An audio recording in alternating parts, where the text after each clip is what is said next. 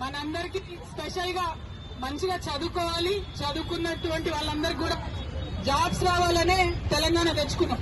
తెలంగాణ తెచ్చుకున్న స్టూడెంట్స్ కోసం, అవునా? స్టూడెంట్ పవర్ చూపిస్తారు ఒకసారి.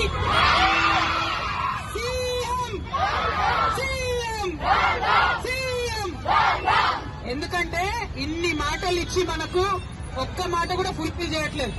అన్నిటికన్నా ఎక్కువ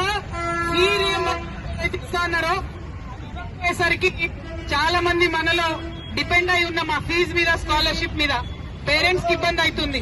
పాస్ అవుట్ అయిపోయిన తర్వాత కూడా సర్టిఫికెట్స్ ఇవ్వడం లేదు. దాంతో మనం వెళ్లి జాబ్ అప్లై చేసుకున్నా కూడా 2 years అయినా కూడా రావడం లేదు. దానికోసం సీరియస్ గా అందరు కదిలొచ్చిండ్రు. మీరు ఇచ్చిన ఈ ఎనర్జీతోని డెఫినెట్ గవర్నమెంట్ లో కూడా కదలికి వస్తుంది. తెలంగాణ వ్యాప్తంగా ఉన్నటువంటి స్టూడెంట్స్ అందరిలో కూడా మంచి జోష్ వస్తుంది ఫైట్ చేయడానికి. గట్టిగా స్కాలర్షిప్ కోసం. ఇంకొక మాట, స్కాలర్షిప్స్ ఇవ్వకపోతే ఎక్కువ నష్టపోయేది స్టూడెంట్సే, అంతే కదా? బాయ్స్ కి అయితే ఏదన్నా అమ్మి పెట్టేస్తారు, కానీ గర్ల్స్ అనేసరికి పెళ్లి కూడా చేయాలి ఆగు అంటారు. కానీ ఈ మధ్య పేరెంట్స్ కొంచెం మంచిగా గర్ల్స్ ని కూడా చదువుతున్నారు. కాకపోతే గవర్నమెంట్ సపోర్ట్ ఉండాలి, ఉంటే ఇంకా బాగుంటుంది.